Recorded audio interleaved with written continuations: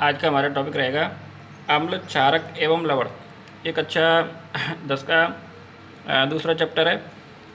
तो देखिएगा, सबसे पहले देखते हैं अम्ल। एसिड्स होते क्या हैं, अम्ल क्या होते हैं? कि वे पदार्थ जो स्वाद में खट्टे होते हैं तथा नीले लिटमस पेपर को लाल कर देते हैं, अम्ल कहलाते हैं। अम्ल शब्द की उत्पत्ति लैटिन शब्द एसिड से हुई है, जिसका अर्थ है खट्टा। उदाहरण के लिए देखा जाए, सिरका, सिट्रस फल जैसे नींबू, संतरा, इमली। ठीक है, तो वे पदार्थ जो स्वाद में खट्टे होते हैं वो क्या कहलाते हैं? अम्ल कहलाते हैं। जैसे सिरका हुआ, खट्टा होता है। सिट्रस अम्ल जैसे नींबू, संतरा, इमली, ये सभी खट्टे होते हैं। तो ये क्या कहलाते हैं? हमारे अम्ल कहलाते हैं। तो जो स्वाद में खट्टे होते हैं वो क्या होते हैं? अम्ल होते हैं। तथा जो नीला लिटमस पेपर होता है उसको क्या कर देते हैं? लाल कर देते हैं। तो ऐसे पदार्थों को अम्ल कहा जाता है। अब अम्लों के प्रकार के बारे में बात करें, टाइप ऑफ एसिड्स। तो जो अम्ल होते हैं, मेन रूप से अम्ल दो प्रकार के होते हैं, प्रबल अम्ल और दुर्बल अम्ल। स्ट्रॉन्ग एसिड और वीक एसिड्स। पहले देखें प्रबल अम्ल क्या होते हैं। वे अम्ल जो जल में पूरी तरह से वियोजित होते हैं, प्रबल अम्ल कहलाते हैं। ठीक है, वे अम्ल जो जल में पूर्ण रूप से वियोजित हो जाते हैं, घुल जाते हैं, उनको प्रबल अम्ल कहा जाता है। जैसे हाइड्रोक्लोरिक अम्ल HCl, सल्फ्यूरिक अम्ल HNO3, नाइट्रिक अम्ल। सल्फ्यूरिक अम्ल, सॉरी, इसको हाइड्रोक्लोरिक अम्ल कहते हैं। हाइड्रोक्लोरिक अम्ल, H2SO4, सल्फ्यूरिक अम्ल, सल्फ्यूरिक अम्ल। और जो HNO3 होता है वो होता है, इसका नाम होता है नाइट्रिक अम्ल। नाइट्रिक अम्ल, ठीक है। तो वे अम्ल जो जल में पूरी तरह से वियोजित हो जाते हैं, प्रबल अम्ल कहलाते हैं। दूसरे आते हैं आपके दुर्बल अम्ल या वीक एसिड्स। वे अम्ल जो जल में पूरी तरह से वियोजित नहीं होते हैं, दुर्बल अम्ल कहलाते हैं। जैसे लैक्टिक अम्ल CH3COOH। ठीक है, अभी तक हमारे चैनल को सब्सक्राइब नहीं किया हो तो सभी सब्सक्राइब करें, लाइक करें और शेयर करें। अगला प्रकार है सांद्र अम्ल, जिनमें अम्ल अधिक मात्रा में होते हैं तथा जल मात्रा में कम मात्रा में होते हैं, वो सांद्र अम्ल कहलाते हैं।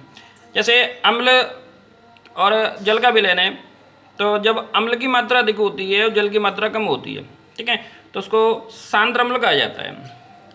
दूसरा तनु अम्ल, जिसमें अम्ल कम मात्रा में होते हैं तथा जल अधिक मात्रा में होती है।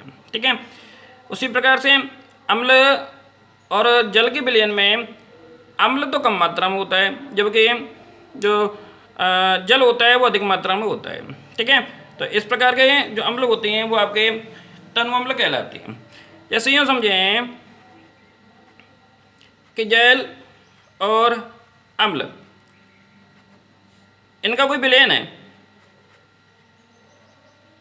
ठीक है, तो यदि अम्ल की मात्रा 60% और इसकी मात्रा 40% है, जब तो ये सांद्र अम्ल कहलाएंगे। और यदि यूँ हो कि इसकी मात्रा तो 40% हो और ये आपके 60% हो, तो ये आपके तनु अम्ल कहलाते हैं। ठीक है, इसके बाद में देखें अम्लों के भौतिक गुण। अम्लों के क्या क्या गुण होते हैं? Physical property of acids. ठीक है, तो देखिएगा, अम्ल स्वाद में खट्टे तथा जल में विलय होते हैं। अभी बताया था कि जो अम्ल होते हैं वो अम्ल स्वाद में खट्टे होते हैं और जल में विलय होते हैं। अम्ल नीले लिटमस पेपर को लाल कर देते हैं।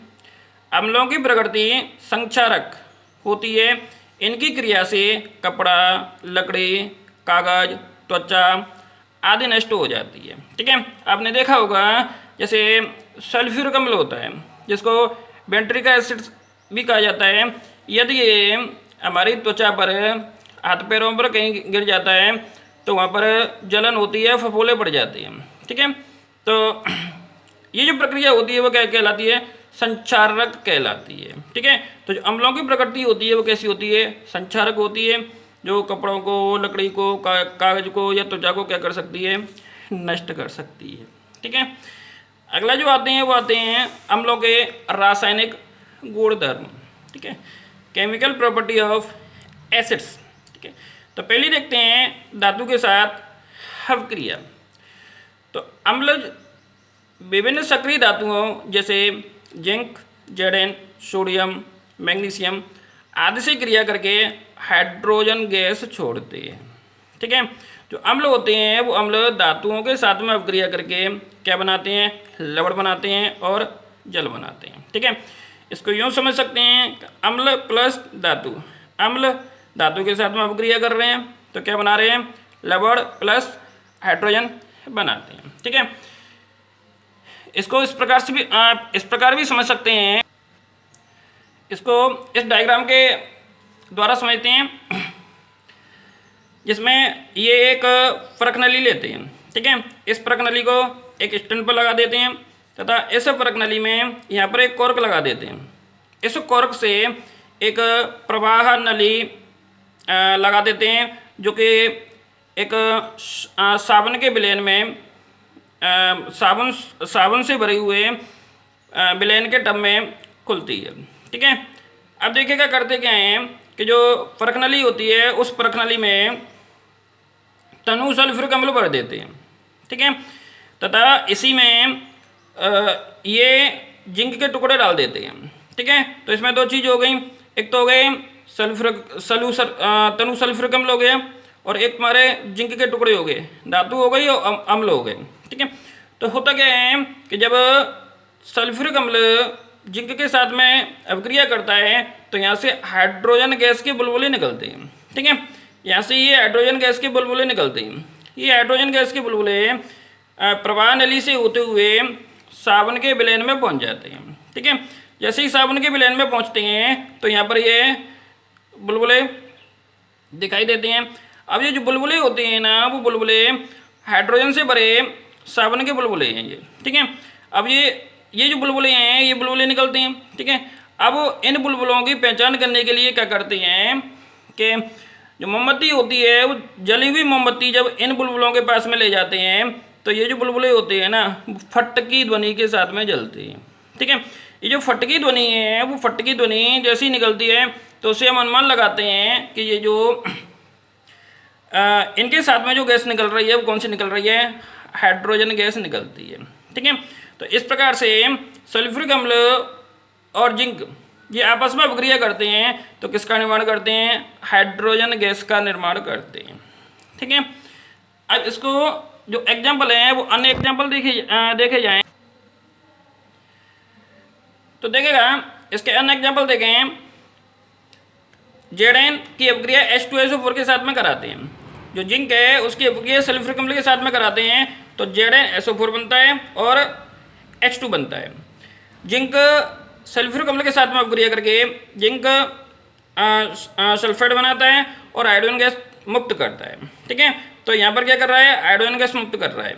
इसी प्रकार से सोडियम की अपक्रिया जब H2SO4 सल्फ्यूरिक अम्ल के साथ में कराते हैं तो NaSO4 बनाता है और हाइड्रोजन गैस मुक्त करता है। ठीक है, जैसा कि डायग्राम में बताया जाता है कि जो अम्ल थे वो धातु के साथ अपक्रिया करके क्या बना रहे थे? हाइड्रोजन गैस मुक्त कर रहे थे। ठीक है, अभी बताया था कि हाइड्रोजन गैस जलाने पर पॉप की ध्वनि के साथ जलती है। ठीक है, यही हो गया फट की ध्वनि निकलती है जो कि हाइड्रोजन के होने को प्रदर्शित करती है। ठीक है, हाइड्रोजन की पहचान के लिए एक टेस्ट किया जाता है जिसका नाम होता है पॉप टेस्ट।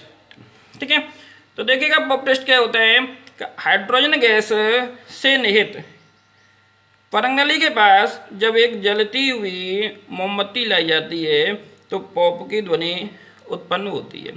इस टेस्ट को हाइड्रोजन की उपस्थिति दर्शाने हेतु किया जाता है। ठीक है, अभी डायग्राम में बताया था,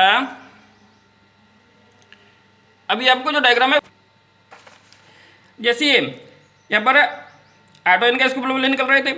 ये हाइड्रोजन गैस के बुलबुले यहाँ तक पहुँचे, तो ये हाइड्रोजन गैस के जो बुलबुले हैं ना, इनके पास में जब मोमबत्ती ले जाते हैं, जलती हुई मोमबत्ती ले जाते हैं, तो फटकी ध्वनि के साथ में जलती है, ठीक है, या फटकी ध्वनि निकालती है, जिसको पॉप ध्वनि भी कहते हैं, ठीक है। ये किसको प्रदर्शित कर रही है? हाइड्रोजन गैस के होने को क्या करती है? सुनिश्चित करती है। अगली जो रिएक्शन आती है वो आती है धातु कार्बोनेट तथा धातु हाइड्रोजन के साथ में अभिक्रिया, ठीक है। यदि अम्ल धातु कार्बोनेट या धातु हाइड्रोजन कार्बोनेट के साथ अभिक्रिया करते हैं तो क्या होता है, ठीक है। तो देखिएगा, अम्ल धातु कार्बोनेट तथा धातु हाइड्रोजन कार्बोनेट के साथ अभिक्रिया करके कार्बन डाइऑक्साइड उत्पन्न करते हैं, ठीक है। तो क्या बनाते हैं? कार्बन डाइऑक्साइड बनाते हैं, ठीक है। इनको एक रिएक्शन के द्वारा देखा जाए, धातु कार्बोनेट लिया, उसकी अभिक्रिया अम्ल के साथ में कराएंगे, ठीक है। अम्ल के साथ में जब कराते हैं तो लवण बनते हैं, कार्बन डाइऑक्साइड बनती है, CO2 और जल बनता है, ठीक है। इसी प्रकार से धातु हाइड्रोजन कार्बोनेट की अभिक्रिया अम्ल के साथ में करें, धातु हाइड्रोजन कार्बोनेट प्लस अम्ल, तो लवण बनाते हैं, कार्बन डाइऑक्साइड बनाते हैं और जल बनाते हैं, ठीक है। दोनों ही रिएक्शनों में लवण बन रहा है, कार्बन डाइऑक्साइड बनता है और जल बनता है, ठीक है। इसको एक डायग्राम के द्वारा देखा जाए, इस प्रयोग में देखते हैं कि दो परग नली लेते हैं, ठीक है। इनको नाम दे देते हैं, एक परग नली को ए नाम दे देते हैं और दूसरी को बी नाम दे देते हैं, ठीक है। तो पहले हम ए परग नली लेते हैं, ए परग नली ली, ठीक है। उस परग नली को एक स्टैंड पर लगा देते हैं। अब स्टैंड पर लगाने के बाद में इसमें जो ए परग नली है, उस ए परग नली में सोडियम कार्बोनेट मिला देते हैं, ठीक है। सोडियम कार्बोनेट मिलाने के बाद में इसमें हाइड्रोक्लोरिक अम्ल मिलाते हैं। जैसे इसमें हाइड्रोक्लोरिक अम्ल मिलाते हैं तो ये हाइड्रोक्लोरिक अम्ल सोडियम कार्बोनेट के साथ में अभिक्रिया करता है। सोडियम कार्बोनेट के साथ अभिक्रिया करके यहाँ से गैस उत्पन्न होती है, CO2 गैस उत्पन्न होती है, कार्बन डाइऑक्साइड गैस निकलती है। ये जो कार्बन डाइऑक्साइड होती है वो निकास नली के द्वारा इस गैस को जो दूसरी परख नली होती है उस दूसरी परख नली में इकट्ठा कर लेते हैं, ठीक है। दूसरी परख नली में जैसे इकट्ठा करते हैं तो इसको CO2 की जांच करने के लिए क्या करते हैं, हाँ, CO2 की जांच के लिए इसको चूने के पानी में प्रवाहित करते हैं। चूने के पानी में प्रवाहित करते हैं तो जो चूने का पानी होता है ना, वो दूधिया हो जाता है, ठीक है। तो ये तो हुआ परख नली ए से। सेम इसी प्रकार से अब यहाँ पर परख नली बी लेते हैं, ठीक है। उस परख नली बी में जो सोडियम कार्बोनेट है ना, उस सोडियम कार्बोनेट की जगह सोडियम हाइड्रोजन कार्बोनेट लिया जाता है, सोडियम हाइड्रोजन कार्बोनेट, ठीक है। उसके बाद में इसमें हाइड्रोक्लोरिक अम्ल HCl मिला देते हैं। सेम भी प्रोसीजर, जैसे ही HCl मिलाते हैं तो यहाँ पर कार्बन डाइऑक्साइड उत्पन्न होती है। जो कार्बन डाइऑक्साइड उत्पन्न होती है वो निकास नली से होते हुए उस दूसरी परख नली में एकत्रित कर लेते हैं, ठीक है। तो दोनों ही प्रोसीजर में परख नली ए तथा परख नली बी से जो उत्पन्न हो रहा है वो क्या उत्पन्न हो रहा है? CO2 गैस उत्पन्न हो रही है, ठीक है। इस CO2 जो गैस उत्पन्न हो रही है उसको दूसरी परख नली में इकट्ठा कर लिया जाता है, ठीक है।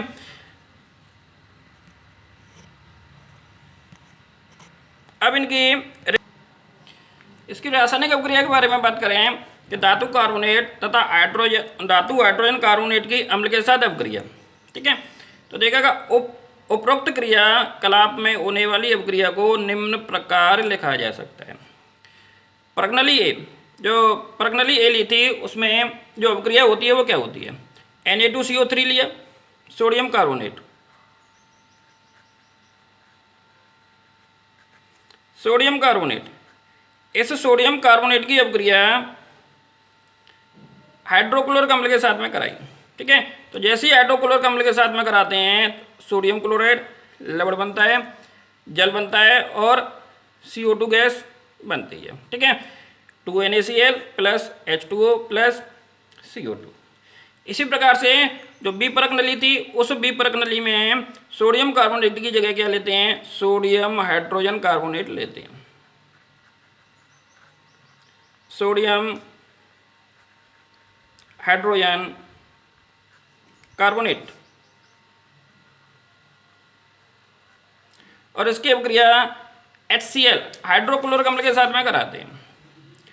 तो NaCl बनता है, जल बनता है और CO2 गैस बाहर निकलती है। NaCl plus H2O plus CO2। ठीक है, अब जो CO2 गैस निकल रही है ना, इसकी जांच करते हैं। तो उत्पन्न CO2 गैस को चूने के पानी में प्रवाहित करने पर चूने का पानी दूधिया हो जाता है। ठीक है, जो प्रज्ञली से में जो CO2 गैस निकल रही थी, कार्बन डाइऑक्साइड गैस निकल रही थी, उसको चूने के पानी में प्रवाहित करते हैं। तो जैसे ही चूने के पानी में प्रवाहित करते हैं तो इस CO2 गैस के कारण जो चूने का पानी होता है वो दूधिया हो जाता है। ठीक है, या श्वेत अवक्षेप प्राप्त होता है। जैसे CaOH को ऑल्टोएस चूने के पानी का फार्मूला होता है। CO2 गैस मिलाई, ठीक है, तो ये बनाता है CaCO3 कैल्शियम कार्बोनेट और जल बनाता है। ठीक है, तो देखिएगा इसमें जल बन रहा है। ठीक है, ये इसका श्वेत अवक्षेप प्राप्त होता है। अब जो CO2 है ना, उस CO2 को चूने के पानी में अधिक देर तक प्रभावित करते हैं। तो जो चूने का पानी है ना, वो क्या हो जाता है, चूने का पानी का जो सफ़ेद रंग है वो आपका विलय हो जाता है। जैसे अत्यधिक मात्रा में कार्बन डाइऑक्साइड प्रवाहित करने पर दूधियापन समाप्त हो जाता है। जैसे CaCO3 plus H2O plus CO2 equal to CaHCO3 calcium hydrogen carbonate, जो क्या होता है, जल में विलयशील होता है। ठीक है, ऐसा क्यों हो रहा है भाई, इसमें जैसे जैसे CO2 मिलाते जा रहे हैं तो जल बनता जा रहा है। जब जल बनता जा रहा है तो जो चूने का पानी है उसके श्वेत अवक्षेप को क्या कर देता है, कम कर देता है या समाप्त कर देता है। तो इस प्रकार से जो चूने का पानी होता है, उस चूने के पानी में अधिक मात्रा तक CO2 गैस प्रवाहित करते हैं तो जो दूधियापन होता है वो समाप्त हो जाता है, जिसको CaCO3 plus H2O plus CO2 equal to CaHCO3 के उदाहरण द्वारा समझ सकते हैं। ठीक है, सभी से निवेदन है कि हमारे चैनल को सब्सक्राइब करें, लाइक करें और शेयर करें। धन्यवाद।